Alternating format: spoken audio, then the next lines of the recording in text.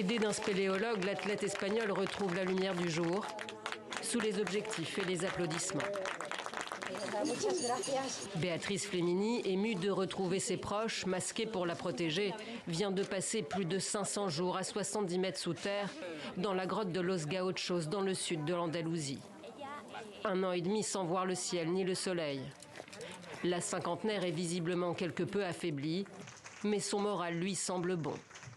Même si le retour au monde lui réserve quelques surprises.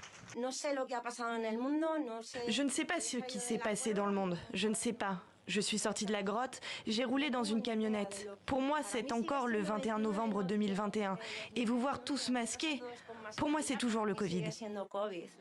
Au moment où la Russie envahit l'Ukraine, la grimpeuse se trouve déjà dans sa grotte depuis plusieurs mois. Avec elle, 2 caméras pour documenter son expérience, destinée à évaluer l'impact physique et mental d'un isolement total dans la durée et sans repère temporel. Ce n'est pas que le temps va plus vite ou plus lentement, c'est que le temps ne passe pas parce qu'il est toujours 4 heures. Coupée du monde, pour rester en forme, Béatrice Flemini fait du sport. Et pour ne pas perdre la tête, elle lit, dessine, tricote ou écrit. Ce qui n'empêche pas les moments difficiles. Quelle journée terrible! J'ai eu envie de pleurer toute la journée.